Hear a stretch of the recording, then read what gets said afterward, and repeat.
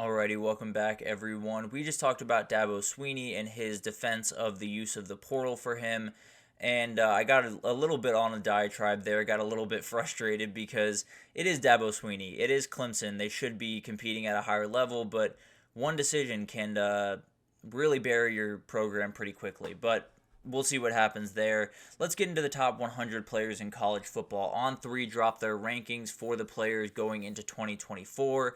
There are tons of really, really good players on this list, and there's some very interesting ordering of these players, and I think it starts off right, if I'm being totally honest with you. Let's get to the top 10 here and break that down for you all.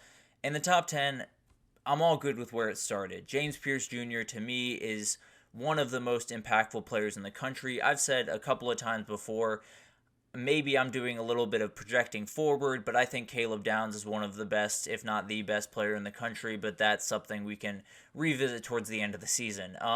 Luther Burden in at 2, the wide receiver from Missouri.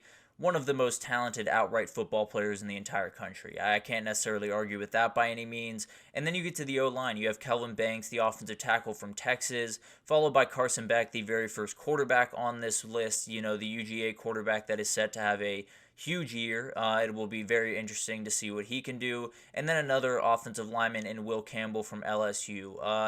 Don't necessarily have a super big issue with this top 5. I think a lot of people definitely expected Travis Hunter to be in this group. I think he's somewhere down around, he's sitting at 20 on this list, so definitely a little bit lower on the list than I probably would have put him, but fully understand where they're coming from there. The only real difference I would make among these 5 players is probably flipping Kelvin Banks and Will Campbell. I tend to lean Will Campbell as just the better offensive tackle as of right this moment, but it's very much splitting hairs between those two. They're both remarkable, and both will be probably top 10 draft picks this next year. Then you follow it up with 2 D linemen in Mason Graham and Deone Walker. Mason Graham, the remarkably talented guy from Michigan, probably the best defensive lineman in the group or in the country this upcoming year. But Deone Walker is not far behind him. Deone Walker is comfortably one of the most underrated and under-talked about players in the entire country.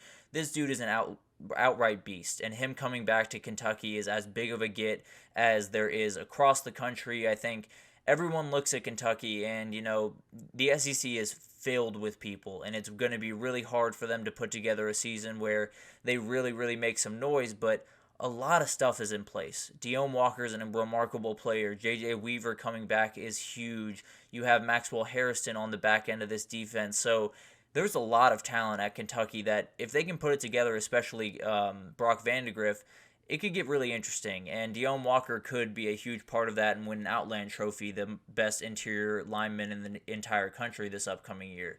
And then you have a couple of DBs towards the end here. Will Johnson, the cornerback from Michigan, more than fine with him being the top corner. He is absolutely one of the best defenders in the league. The dude can do just incredible things, so very much agree with that. Then you have Malachi Starks at 9, the safety from Georgia. This guy is insane. He is so rangy, can essentially pick off a ball that is 20 yards away from when it's thrown to when it's caught. He can do just incredible, incredible things on the football field, and they'll definitely need him this upcoming year with some younger guys stepping into some bigger roles. And then you have Tatoria McMillan, the wide receiver from Arizona, rounding out this top 10.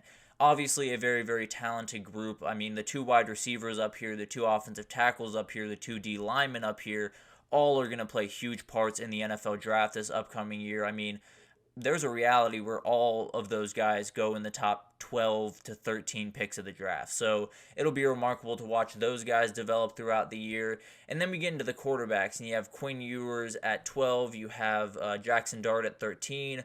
Ollie Gordon just missed the list at 11, just missed the top 10. And then you had Travis Hunter down at 20, right behind Abdul Carter. But let's talk about those quarterbacks. Actually, before we get to those quarterbacks, I do want to highlight some of the smaller school guys that have made this list. We have an interior offensive lineman, Clay Webb from Jacksonville State, one of the best offensive linemen in the entire country. He clocked in at 40. Then you had UConn offensive lineman Valentin Sen, a very talented guy. He clocked in at 49. So 2 very, very good offensive linemen that are playing at some smaller schools that definitely will be in the talk for the NFL draft this upcoming year. And then a couple of wide receivers on this list. Ricky White, think I've talked about a couple of times, the UNLV kid that is just out of this world. One of the best, probably a top 10 wide receiver in the entire country, clocked in at 68. And then you got Torrey Horton, the Colorado State wide receiver, at 92. So a ton of talent, not only at the top flight schools, but also at those lower schools that will play a big part in the NFL draft this next year. But let's jump into the quarterbacks and let's talk about where everyone landed, how the order was. And the top two guys to me are in the right order. I think I have Carson Beck number 1 quarterback. I think I'd have Quinn Ewers number 2. And then you have Jackson Dart right after Quinn Ewers at 13 on this list. Quinn Ewers was 12. And then there's a little bit of a jump. You get down to Shedeur Sanders at 26. I think that's kind of a good spot for him. Maybe a little bit higher would have been the way that I did it, but a very talented kid that could shoot up that list very, very quickly if Colorado can put it together. Then you had a back-to-back with Jalen Milroe at 33 and Dylan Gabriel at 34. These guys were right on the outside of what they called the 5-star group, so if you're not aware, in the recruiting world, there's 32 5-stars in every single class, so 1 to 32 was considered the 5 stars of this year, and then everyone else was kind of grouped into different categories. So these guys barely missed that list, 2 very talented quarterbacks. And then we had another back-to-back down at 55 and 56. Cam Ward at 55 is a guy I feel like more and more people are starting to come around on. He has elite talent and is finally in a position where I think he's ready to roll. I think he can absolutely tear apart the ACC and do some things that might just give Miami a shot at the ACC title and the playoff this upcoming year. Then you have Will Howard at 56, a little bit high for my taste, but a very, very talented guy that can do a ton of really good things. There are plenty of people that don't necessarily think that he's quite as good as I tend to think, but I think he's one of those guys that is going to be able to execute that offense at a very high clip, and I think Ohio State fans will be more than happy with Will Howard this upcoming year. You have Riley Leonard coming in at 61, another guy kind of like Will Howard coming in from another school. Not necessarily the most dynamic guy by nature, but a very, very talented guy that can run an offense to an elite degree. So very excited for what he can do at Notre Dame. Was injured throughout spring, so we'll see what he actually looks like at Notre Dame a little bit later on in the offseason. And then you have, towards the end of the list, you had Brady Cook at 80 and then Garrett Nussmeier at 82. A little bit surprised that Garrett Nussmeier made the list, given that he hasn't, started a ton of games quite yet.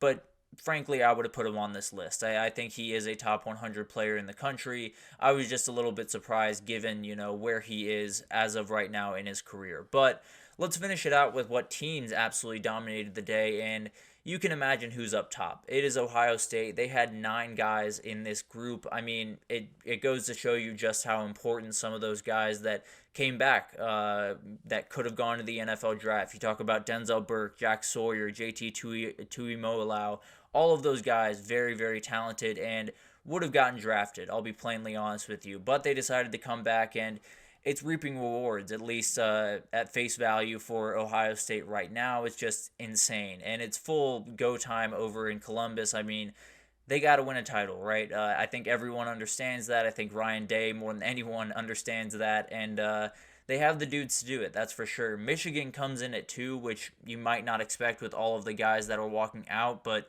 there's plenty of talent on this defensive side of the ball. Colston Loveland and Donovan Edwards were the only offensive players of this 7, but you have guys like Mason Graham, you have Kenneth Grant, you have Will Johnson, tons of talented guys all across this defense, so they're still Michigan. They're definitely taking a big-time hit at quarterback in particular this upcoming season, but they'll be just fine because they have plenty of talented guys, especially on that defensive side of the ball. Then you get to the slew of teams that had 5s, and it starts with Georgia.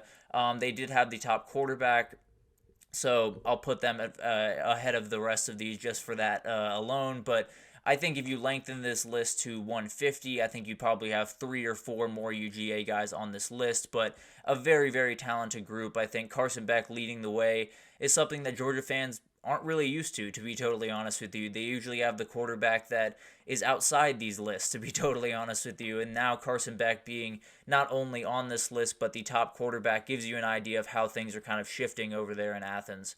And then you have Texas at 5. They brought in a couple of guys that definitely played a big part in this. Isaiah Bond and Trey Moore were both on this list, both remarkably talented, having the top offensive lineman in Kelvin Banks, and then the number 2 quarterback on this list in Quinn Ewers, gives you an idea of where Texas is at right now. And then Bama's still Bama. They still have dudes all over the field, particularly in that offensive line. 3 of the 5 offensive linemen were on this list, along with Jalen Milroe. That is an outright foundation for this offense to at least be solid this upcoming year. Deontay Lawson was the other guy on this list, so they're still in a position to be very successful. And as long as some people can step up on the back end of that defense, they're very much a title contender, as much as people would like to not believe that.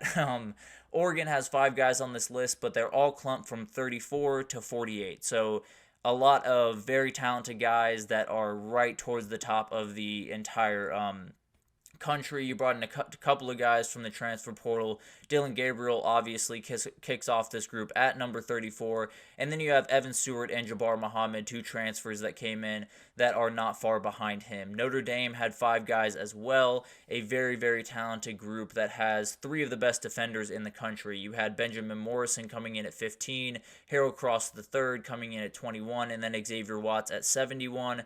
Ole Miss has added, insane amounts of talent through the portal. Princely Umanmielen was on this list. Walter Nolan was on this list. We had tons of guys from the Ole Miss group that was on this list. And then you had LSU, which might be a little bit surprising to you, but I bet you can imagine which side of the ball they're on. The vast majority, the only defender is Harold Perkins on this list, a very talented kid that can do remarkable things this year if utilized the right way. You have both offensive tackles and Will Campbell and Emory Jones on this list. C.J. Daniels, a Liberty transfer as well on this list at 90. So a remarkably talented group, especially on the offensive side of the ball. And when you have a player like Harold Perkins, some of that defensive problems can get fixed fairly quickly because of just how good he is. But a remarkable list, it gives you an idea of not only who are the good players, but what positions they're coming from, how spread out it is, with some of the smaller teams getting some players in that group. So it's just going to be a really remarkable year in college football. I think when you look across the board, maybe the quarterbacks aren't quite to the level. Maybe you don't have that big-time quarterback coming back like you had with Caleb Williams a year ago. Maybe you don't have, the uber big-time names as of right this second. But there's so much talent, and it's very much spread out across a ton of different positions. You have tons of really talented offensive linemen, tons of really talented wide receivers, running backs, corners, safeties, defensive linemen. It's across the board, and it's not only at one team or a couple of teams. It's at a ton of teams. I mean, we talked about Deone Walker, number 7 in the country at Kentucky. So it's going to be a fantastic year, I think, with all of these talented guys. There's definitely going to be some matchups that are going to be appointment television, that's for sure. But let's take our third break here. And when we come back, we're going to talk about spring overreactions. We'll go back to the Big 12. This is going to be part 3 of this. We'll get to TCU, UCF, West Virginia, and Iowa State and kind of break down what I kind of took away from their spring and what this season could be holding for those teams right after this. So stick with us.